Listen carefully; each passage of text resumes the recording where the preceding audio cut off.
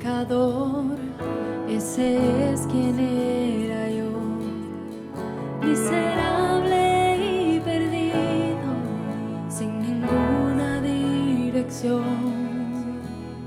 Un gran abismo nos quería separar, pero cruzaste la distancia, me viniste a rescatar. Ya no hay divisiones, un camino se abrió. Tu trono dejaste por vivir en mi interior. Allí en la cruz cargaste mi dolor, mi deuda tú pagaste y me diste salvación. Te doy gracias por morir por mí. Te doy gracias, nuevo soy en ti. Te doy gracias, tengo libertad. Tu sangre derramada, el perdón me da.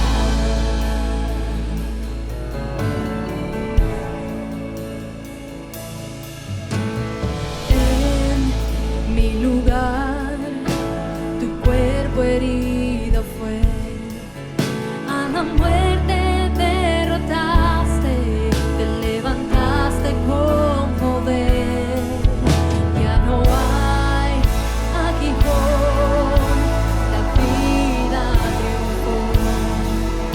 Y la sangre del Cordero transformó mi corazón. Te doy gracias por morir por mí. Te doy gracias, nuevo soy en ti. Te doy gracias, tengo libertad. Tu sangre derramada, el perdón me da.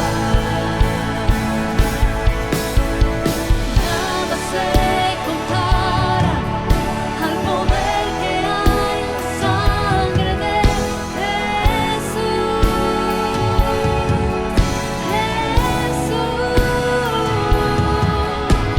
Ahora somos hijos, redimidos por la sangre de Jesús.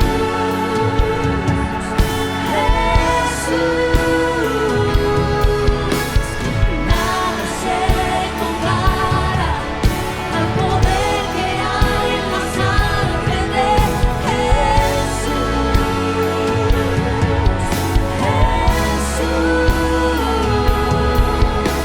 Ahora somos hijos, redimidos por la sangre de Jesús.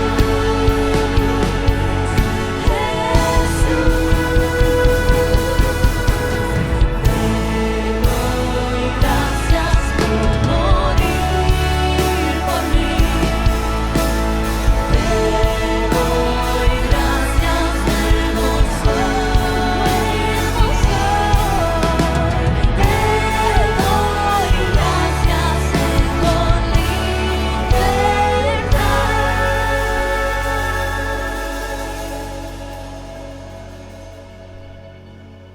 Tu sangre derramada, el perdón me da.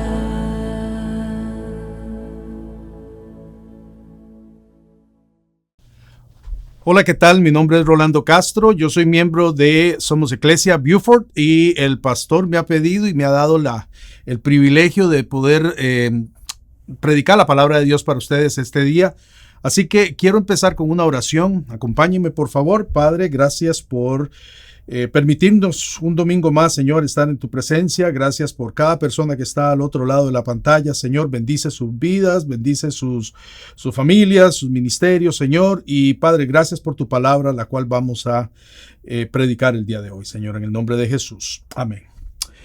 Bien, hoy quiero empezar con la lectura de la palabra que vamos a desarrollar. Está en el capítulo 1 del Evangelio de Juan. Los versos que voy a leer son del 1 al 5 inicialmente y luego voy a saltar al verso 14. Entonces, esto dice la palabra de Dios. En el principio ya existía el verbo y el verbo estaba con Dios y el verbo era Dios. Él estaba con Dios en el principio. Por medio de él, todas las cosas fueron creadas. Sin él, nada de lo creado llegó a existir.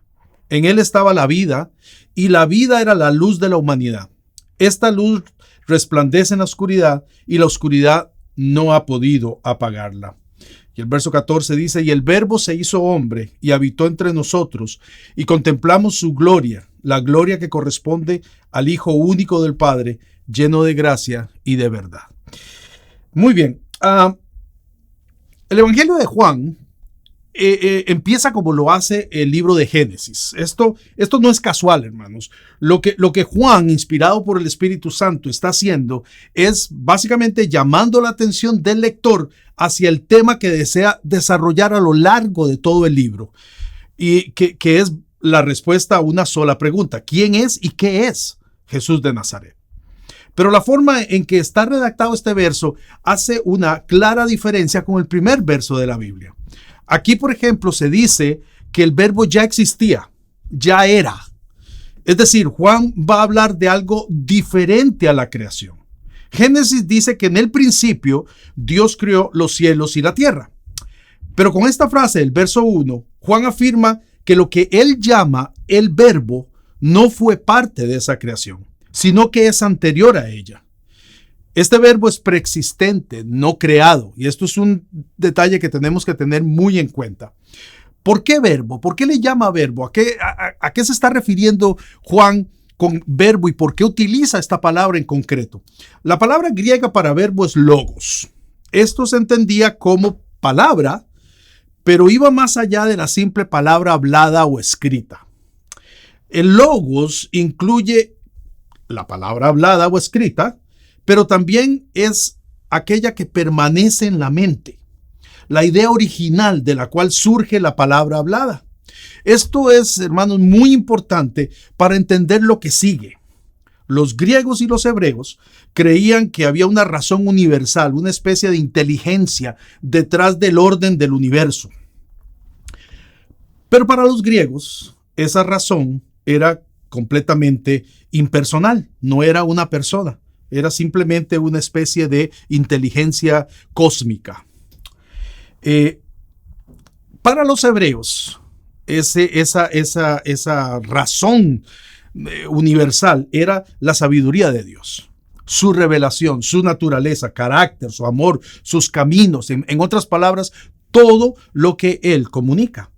Entonces, este inicio del primer verso podría ser bien aceptado por cualquiera, tanto griego como hebreo, porque ambas culturas aceptaban que ese logos estaba desde el principio de la creación como una razón impersonal o como la sabiduría y la esencia de Dios. Fíjense que aquí lo que estamos diciendo es que en esta primera frase del verso 1, Juan inicia su evangelio utilizando una idea que ya existía en la cultura de su tiempo. A finales del siglo I, ya el pensamiento griego y el pensamiento hebreo hablaban de este logos, hablaban de esta razón, hablaban de esta inteligencia, pero lo hacían de una manera muy diferente. No era realmente una persona, aunque, por ejemplo, en el libro de Proverbios, la sabiduría de Dios se personifica, pero eso es más como lo que se llama una antropomorfia, que realmente es la descripción de una persona. Entonces, para ellos era claro que había ese logos. Y Juan aquí dice, en el principio era el verbo. Es decir, ese logos, esa inteligencia, esa razón, ya existía en el principio de los tiempos. Y eso nadie se lo iba a rechazar, nadie se lo iba a discutir a Juan. Sin embargo, el verso sigue diferente. Porque lo que dice a continuación es, y el verbo estaba con Dios, y el verbo era Dios. Vean que aquí hay un cambio radical de lo que la cultura pensaba a lo que Juan está exponiendo. Juan personifica al verbo y lo diviniza. Y aquí es donde empieza a trazar lo que va a ser la posición del evangelio a través de todas sus páginas. Este verbo, esta persona, es Dios. No es una simple razón universal como una lógica, ni tampoco es solo la sabiduría de Dios. Este verbo es realmente Dios. La frase estaba con Dios podría traducirse como algo así como estaba cara a cara con Dios. Aquí la cosa es aún más clara. No solo el verbo es Dios, sino que es una persona diferente de lo que los lectores consideran como Dios. Hay dos personas en esta frase que están claramente identificadas, Dios y el verbo, que están en unidad, mirándose cara a cara, en igualdad. Lo que Juan está diciendo cuando dice, y el verbo estaba con Dios, es, el verbo estaba con Dios viéndolo cara a cara como un igual. Eso era lo que se entendía. Y esto último se concluye con la frase, era Dios. Termina diciendo, y el verbo era Dios. Con lo que se elimina, hermanos, cualquier posibilidad de que Juan estuviera hablando de otra cosa. Algo así como un ser divino, pero creado. Que por ahí andan algunos que dicen, sí, Jesús es el ser más importante del universo, pero fue creado por Dios. O que estuviera hablando Juan de un ángel con muchísimo poder y dignidad. Juan no deja ningún lugar a dudas. El verbo del que él habla es Dios. Esta declaración hace igual en esencia ese verbo con Dios. No hay ningún tipo de inferioridad entre ellos. Y para confirmar lo que acaba de decir, y este es un texto que me encanta, en el verso 3, Juan dice, por medio de él, sigue hablando del verbo, por medio de él todas las cosas fueron creadas. Sin él, nada de lo creado llegó a existir. Y esto es, hermanos, por cierto, este es uno de los mejores versos para rebatir cualquier teoría que diga que Jesús no es Dios. Aquí claramente nos está diciendo que este verbo que estaba con Dios, que era Dios, que estaba cara a cara con Dios, no solamente estaba ahí, sino que además es el creador. Y esto nos lleva de nuevo a Génesis 1:1, que dice que fue Dios el que creó los cielos y la tierra. Pablo, más o menos unos 30 o 40 años antes de que Juan escribiera este evangelio, había declarado esto mismo en Colosenses 1, 16, 17, al hablar de Jesucristo. De manera que podemos ver que la idea de que el Cristo, este verbo de Juan, era Dios mismo y que había sido el creador de Génesis, ya incluso era una idea que corría entre la iglesia primitiva. Además, el verbo es la vida, la luz de los hombres, el aliento de vida soplado en la humanidad que proviene de él, ¿verdad? Y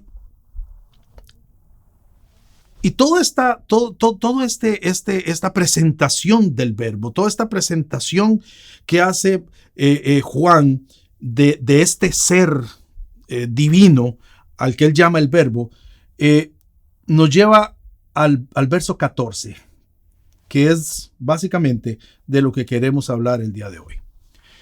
Dice en el verso 14, y el verbo que él ha venido describiendo se hizo hombre y habitó entre nosotros. Y contemplamos su gloria, la gloria que corresponde al Hijo único del Padre, lleno de gracia y de verdad. Este verso 4 es una declaración tremenda, porque lo que nos está diciendo es que ese mismo verbo, Dios, se hizo carne. Al hablar de carne, no estamos hablando simplemente de cuerpo, de esta parte humana. No.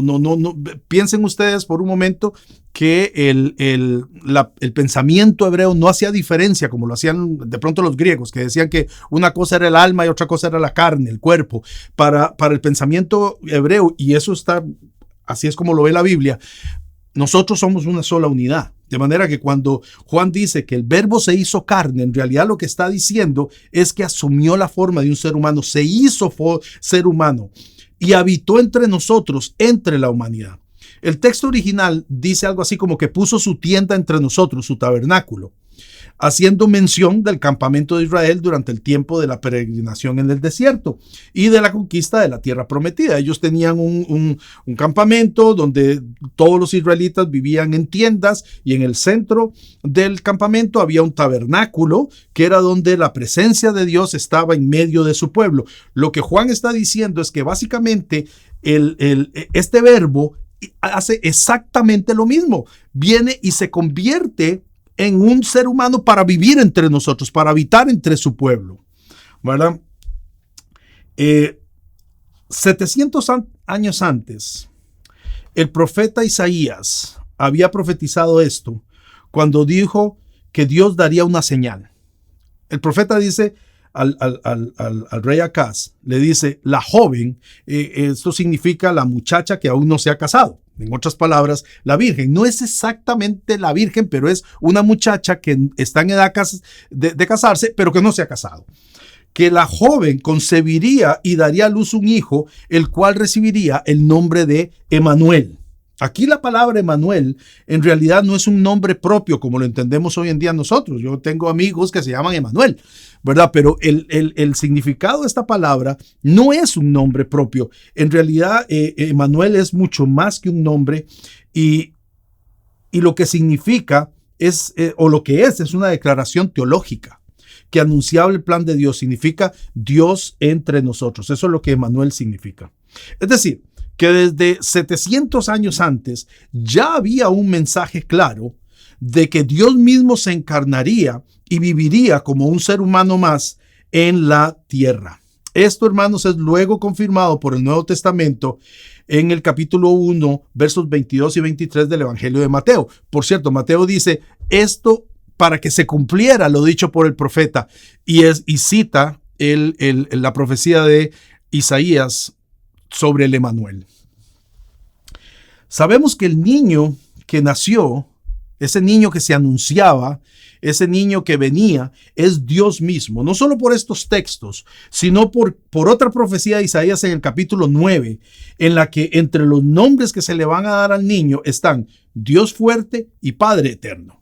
Nombres estos que solo pueden corresponder a la persona misma de Dios, especialmente en la mentalidad del Israel del Antiguo Testamento. Piensen por un momento, Isaías estaba predicando, estaba profetizando a un pueblo que tenía un concepto de un Dios único, de que habían ciertos títulos y ciertos nombres que solo se le podían dar a Dios. Y este profeta les dice que van a hacerles un niño y que este niño va a tener el gobierno eterno, que su reino no tendrá fin. Y entre los nombres que le da, dice que uno de ellos es Dios fuerte y Padre eterno. Dos nombres que corresponden únicamente a Dios. De manera que ya desde antes se estaba esperando, o por lo menos la Biblia lo había anunciado, de que iba a venir un niño que correspondería al cumplimiento de esta profecía. Mateo dice, este niño que nació, Jesús de Nazaret, es el cumplimiento de la profecía. Ahora, podríamos preguntarnos, ¿y cuál es la razón para que Dios, el Verbo, se convierta en un niño pequeño, se encarne en el vientre de una mujer y no simplemente se aparezca como un hombre como cualquiera de nosotros, ya con 30 años y sin tener que pasar toda la vida que corresponde a un ser humano normal? Bueno, la razón es muy simple. La razón está en Juan 3, 16, 17. Cuando dice, porque de tal manera amó Dios al mundo, que dio a su Hijo único para que todo aquel que en él cree no se pierda, sino que tenga vida eterna. Esa es la razón por la cual este Dios se despoja de sí mismo, se encarna en un niño pequeño indefenso, crece entre los hombres sufriendo las necesidades propias de la humanidad. La razón final de todo esto es el amor de Dios. El pecado, hermanos, que separa al hombre de Dios es una muralla. Un abismo tan grande que es imposible poder cruzarla por nuestros propios medios. Dios entonces muestra su amor por la humanidad enviando a Jesús, el Verbo creador, Dios mismo, dándolo como un regalo para que todo aquel que en él cree no se pierda, sino que tenga vida eterna. Isaías 53, 6 al 7 y 10 menciona el sacrificio del siervo de Dios, que todos, por cierto, consideran que es un pasaje mesiánico. En él, Isaías dice que fue como cordero al matadero, y luego dice que su muerte fue la expiación por nuestros pecados. Por eso es que todos consideraban que este era un pasaje mesiánico o una profecía sobre el Mesías, en términos precisamente de eso, de la expiación por el pecado del pueblo. La expiación sucedía cuando la sangre de una víctima inocente cubría el pecado de otro, que era culpable, y de esa forma se aplacaba la ira. Expiación es aplacar la ira de Dios, en este caso. A pesar del pecado que había hecho que todos los seres humanos estuviéramos separados y destituidos de la presencia misma de Dios, no es la condenación lo que está en el corazón de Dios, sino la salvación. Este debe ser el mayor regalo que se nos haya hecho y que se nos pueda hacer en toda la eternidad. Que Dios mismo se entregue a sí mismo para que nosotros pongamos nuestra fe en el Dios encarnado, en el Emmanuel, cuyo nombre es Jesús, y de esa manera recibir vida eterna. Ese es el mayor regalo de la eternidad, de toda la historia. Y todo esto por el amor incomparable que Dios tiene por el mundo. Porque la voluntad de Dios, tal y como dice el apóstol Pablo, y luego lo confirma el apóstol Pedro, es que ninguno perezca, sino que todos lleguen al arrepentimiento y que sean salvos. Porque el motivo de Dios para encarnarse, para venir a nacer en este mundo, no fue condenar al mundo. El mundo ya estaba condenado por el pecado, sino más bien que el mundo sea salvo por medio de Jesús. Esa es una extraordinaria noticia para todos los seres humanos. Hermanos, déjenme concluir de esta manera. Nuestra fe no está puesta en un hombre común, pecador, que recibiese un mensaje de Dios como pasa con otro tipo de fe. Tampoco lo está en un ángel o un ser celestial que haya sido creado por Dios para una misión especial en la tierra. Nuestra fe está puesta en Dios mismo hecho hombre por nosotros, para mostrarnos cómo es una vida perfecta y para morir como sacrificio expiatorio por los pecados de todos los seres humanos. Juan 1:12 dice que a todos los que reciban al Verbo, a los que creen en su nombre, les ha dado derecho de ser llamados hijos de Dios. Eso en Juan 3:16 se traduce como no perderse, tener vida eterna. Y déjeme preguntar algo, o decirle algo a usted que está ahí viendo este servicio desde su casa. Si usted ya recibió a Jesús, el Verbo encarnado, si has creído en su nombre, hoy tienes vida eterna y nadie podrá separarte de Dios, de su amor que es en Cristo Jesús. Si aún no lo has hecho, este es el momento perfecto para que ese sacrificio, esa expiación, ese perdón por cada cosa que te ha separado de Dios sea tuyo y puedas disfrutar de una eternidad en la presencia de Dios. Yo te invito ahí en donde estás a que reflexiones en esto. El Dios del universo, el creador del universo, el creador de todas las cosas, se hizo uno como tú y como yo, aunque sin pecado, para poder morir en tu lugar y en el mío, por todo tu pecado y por todo mi pecado y por los pecados de el resto de las personas. Lo único que hay que hacer para recibir ese perdón es creerlo, es recibirlo en tu corazón, es confesarlo con tu boca, es creer que Jesús es Dios, que murió en la cruz, que resucitó y que hoy está sentado a la diestra del Padre y que además volverá por su pueblo. Cree en el Señor Jesucristo y serás salvo tú y tu casa. Eso es lo que estamos rogándote que hagas en este momento. Si esa es tu situación y estás dispuesto a aceptar al Señor en este momento, yo te invito a que me acompañes en oración. Dile ahí donde estás: Padre, reconozco que he pecado. Reconozco que he hecho cosas que me han separado de ti. Reconozco que necesito tu perdón, necesito tu presencia en mi vida, Señor. Padre, yo creo que Jesús es el Verbo encarnado, que Jesús es Dios que se hizo hombre para morir en mi lugar en la cruz. y a través de su muerte pagar por los pecados míos y de todo el resto de la humanidad. Señor, gracias por ese pecado. Yo te pido que perdones todas mis transgresiones y que me recibas como hijo tuyo. Yo te recibo en mi corazón y te doy las gracias en el nombre de Jesús. Si hiciste esa oración, hay fiesta en el cielo. Si realmente en tu corazón creíste lo que has dicho y con tu boca lo has confesado, has pasado de muerte a vida, te has convertido en un hijo de Dios y nunca te vas a perder, sino que tienes vida eterna. Que el Señor bendiga tu vida, que el Señor te lleve por sus caminos y si necesitas conversar acerca de esto, comunícate con el pastor, comunícate con cualquiera de los líderes de la iglesia y con muchísimo gusto estaremos dispuestos a contestar cualquiera de tus preguntas. Que el Señor me los bendiga.